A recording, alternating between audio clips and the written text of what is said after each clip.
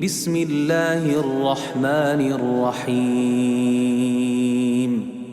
نحمده ونصلي على رسوله الكريم أما بعد الحمد لله وكفى وسلام على عباده الذين اصطفى يقول الله تبارك وتعالى في كلامه المجيد بعد أعوذ بالله من الشيطان الرجيم واتقوا الله إن الله يحب المتقين صدق الله العظيم. Assalamu alaikum, my dear respected brothers and sisters in Islam. Today, topic Friday the 19th is the topic about law and order in Islam. There's a lot of talk in the news about police reform, the police having too much power. Two things are being mentioned. Number one, they have too much power. And number two, there's too little oversight over the law enforcement agency. This got me thinking that what was the oversight during the time of Nabi sallallahu alaihi wasallam for those who were in power, for those who had more power than the average citizen? What were the check and balances? We talk a lot about checks and balances between the three levels of government, the executive branch, the judicial branch, and the legislative branch of government. Checks and balances. What checks and balances were there during the time of the Sahaba, during the time of Nabi sallallahu alaihi wasallam? And that is our topic for today. So first, let us begin by understanding that deep down inside we have a conscience. Every human being has a conscience that directs him, tells him this is right and this is wrong. As a matter of fact, this is one thing that differentiates us from the animal kingdom, this moral conscience that we have. A person, whether he believes in God or does not believe in God, even if he is an atheist, he has a moral conscience, a moral compass that will tell him, that will give him some sort of direction, unless he is 100% corrupted to the very core. And at that point, Quran says, "Bal ulaika kal an'am, bal hum adal." They are like animals, worse than animals. They have lost their moral compass. But for the most part, human beings have this inside. And we see something right, we know at the heart of hearts that it is a good thing. And if we see something wrong, something evil, we know in our heart of hearts that it is wrong. So there is a moral compass. And that moral compass, the strongest moral compass, is the one that religion provides. The people can claim to have a moral compass, and they do, but at times when push comes to shove, when the rubber hits the road, then it becomes clear that this person's moral compass, he has lost or she has lost her moral compass. Case in point, without going too much into politics, is the Nobel Prize winner Aung San Suu Kyi. She won the Nobel Prize, but when it came time to speak out against the crimes of that her own countrymen were committing against the Rohingya Muslims, she was absolutely silent. What happened to her moral compass at that time? So the strongest moral compass is this taqwa. In other words, we call it, very simple terms, taqwa, God consciousness, that Allah Azza wa Jal is watching me at all times. This is the strongest moral compass, moral anchor that any human being can have, the one that religion provides. And we see this time and again throughout the lives of the Sahaba and through the hadith of Nabi sallallahu alaihi wasallam. There was, during the time of Nabi sallallahu alaihi wasallam, taqwa, God consciousness, was found in the masjid, and it was found in the markets, in their malls. Taqwa was not only found in the masjid, it was found in their shops, in their stores. Even though we know the hadith, the best of places is the house of Allah, and the worst of places is the shops and the malls. But in their shops and the malls, their shop owners and their business owners had taqwa, were God conscious. They feared Allah Azza wa Jal, and they did business keeping that in mind. There is a time when if from an outsider was to come to town and was to ask, who can I do business with? Because he didn't know, there was no AAA credit reports, there was no Better Business Bureau management. So he would ask the people, who could I do business with? Who has a 5-star rating? And he would be told, this is during the time of the Sahaba and during the time of the Tabi'een, the followers who came immediately after the Sahaba, go into the market. Go into the market and don't have any fear. You can do business with anyone and you will not be deceived. You will not be duped. Then came a time where if an outsider came and said, who can I do business with in this market? He would be told, you can do business with everyone except this person, this person, this person. These 2 or 3 individuals, be careful. You might get hurt. You might get deceived. You might get conned. And then came a time where if an outsider came and he was told, who can I do business with in this mall, in this market? And he would be told, you can do business with only these 2 or 3 individuals. Everyone else, be very careful about them. So the majority would be in the gray area, and 2 or 3 people would have the 5-star rating that you can do business with these 2 or 3 people. So you can see how over time it has how we have lost this taqwa, this God consciousness. And then during the time of Umar radiallahu anh, even a shepherd who was far from civilization, in the sense he was far from the urban centers, and urban centers were known for learning and civility and manners and tahdeeb and akhlaq. He was far from it. He was a shepherd out in the villages.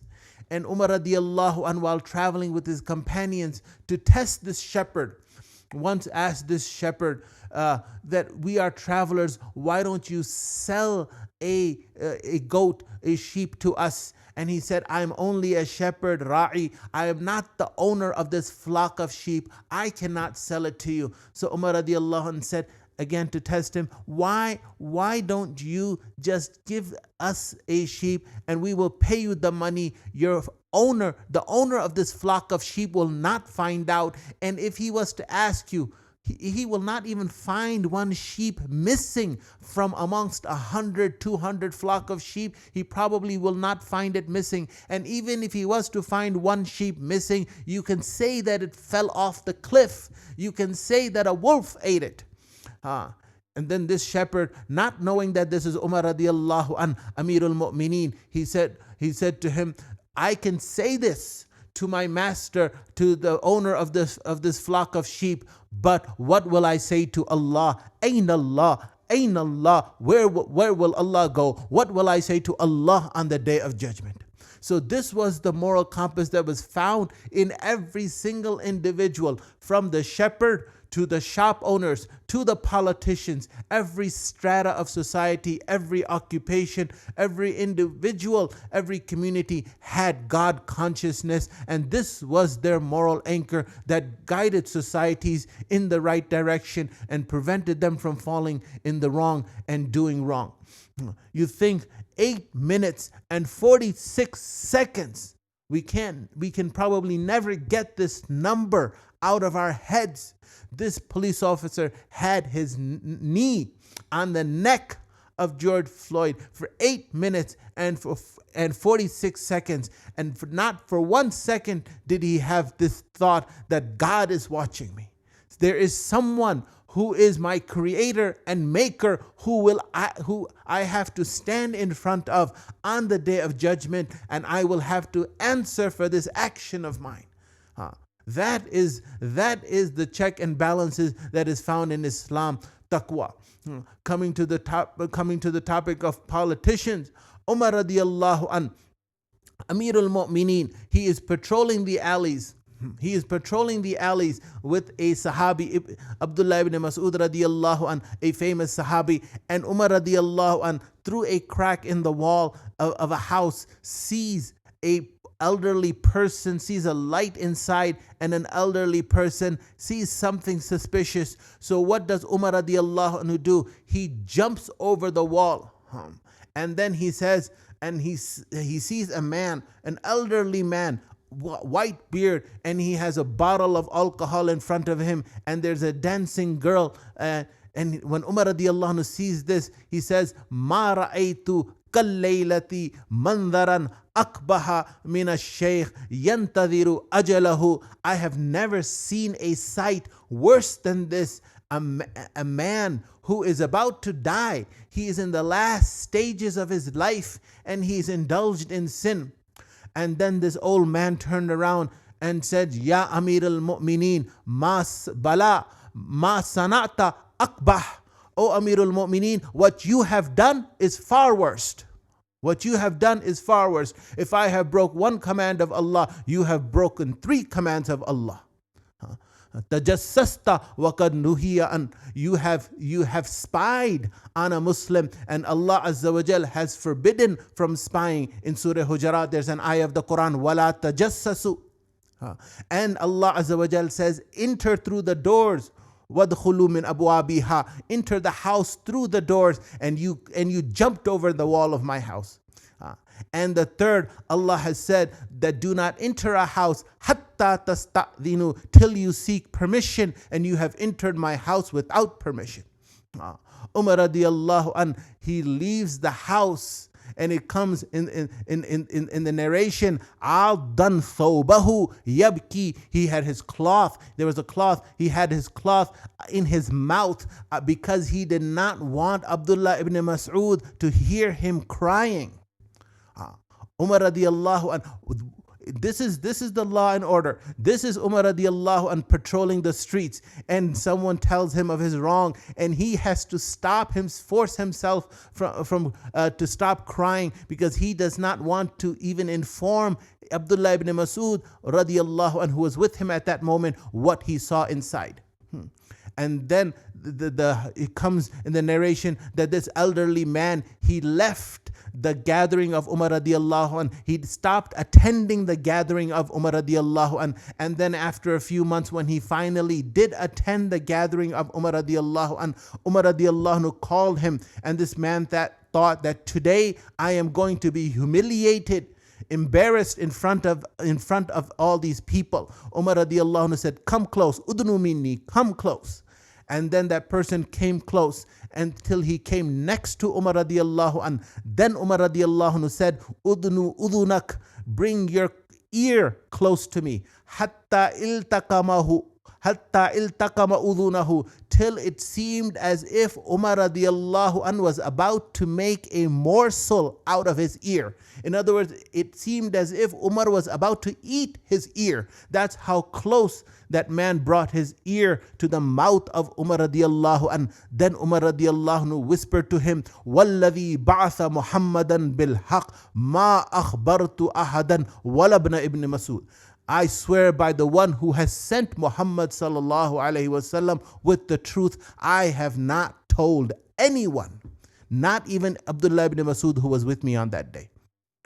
That man said, Oh Umar, you bring your ear close to my mouth. So then Umar radiallahu anhu brought his ear close to that elderly man's mouth, and that man said, وَالَّذِي بَعَثَ مُحَمَّدًا بِالْحَقِّ, that the one, I swear by the one who has sent Muhammad sallallahu alaihi wasallam with the truth, مَا عُدْتُ إِلَيْهِ, I have not ever indulged in that sin again. Then kabbara Umar radiallahu anhu gave out such a loud takbir. People had no clue what Umar radiallahu anhu, why he was giving out such a loud takbir, Allahu Akbar. This is how reform took place, because there was taqwa, there was God consciousness in the hearts. And that is how Muslim societies in the past have functioned. There has to be some level of taqwa. Otherwise, laws alone can never help. They will help to an extent, but there has to be a strong moral compass that points societies in that direction. And the strongest moral compass is God consciousness, taqwa, that Islam gives. So whether it was a shepherd out in the desert, or it was Amirul Mu'mineen, the Khalifa of over 3 continents, Amirul Mu'mineen radiyallahu ta'ala an, they all had taqwa. Every strata, every level of society. Today, if a lawyer does not have taqwa, then if he does not have God consciousness, what will he do? He knows that his client is guilty of murder, but he will find a loophole in the law and he will make sure that his guilty client gets off the hook. If a car mechanic does not have God consciousness, you take your car to this car mechanic, and even though it is a small issue, maybe one bolt, one nut is loose, but this car mechanic will charge you $100 instead of $10 to fix that small issue.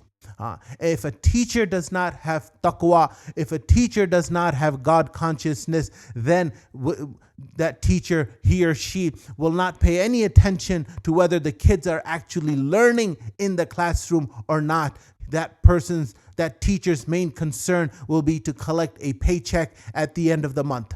If the mufti, if the sheikh, if the grand mufti does not have taqwa, then he will give his fatwa out of fear or out of favoritism. Out of fear or out of favoritism. He will not give it based on what is in Quran and Sunnah. Why? Because he has lost taqwa. So every person in society needs to have this strong moral compass, God consciousness. If the husband does not have taqwa, he will not fulfill the rights of his wife. If the wife does not have taqwa, God consciousness, then she will not fulfill the rights of her husband. If the youth do not have God consciousness, then they will indulge in sins that we dare not even speak of.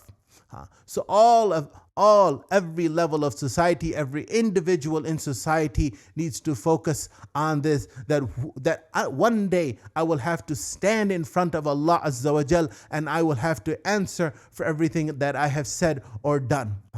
And the beauty about taqwa, there's a lot that could be said about taqwa and God consciousness, and there's dozens and dozens of ahadith and verses, ayats in the Quran. But my most favorite hadith is the one in which Nabi sallallahu alaihi wasallam says, "At-taqwa hahuna, at-taqwa hahuna, at-taqwa hahuna." That taqwa is here, taqwa is here, taqwa is here, pointing to his heart. That taqwa is not merely by appearance. Taqwa is not merely by appearance. A person can have a beard, a woman can have hijab, but that does not necessarily mean that they have taqwa. Taqwa is in the heart, and we will find out on the day of judgment who had how much taqwa. May Allah Azza wa Jal give each and every single one of us that level of taqwa by which we are able to stay away from sin and stay away from wrong and please Allah Azza wa Jal in this life. Aqulu qawli hadha wa astaghfirullah li wa lakum. And with this, I request all of our Muslim brothers and sisters to please pray your Dhuhr prayer. We are still under this COVID-19, this dark cloud. May Allah Azza wa Jal remove this dark cloud from above our heads, and may Allah Azza wa Jal give shifa to all those who have been infected with COVID-19 and any other illness. And may Allah Azza wa Jal bring us to the mosque soon, very soon, inshaAllah. So please pray your Dhuhr prayer either individually or in congregation. May Allah accept. السلام عليكم. على محمد السلام عليك يا رسول الله السلام عليك يا حبيبي يا نبي الله السلام عليك يا رسول الله السلام عليك يا حبيبي يا نبي الله يا رسول الله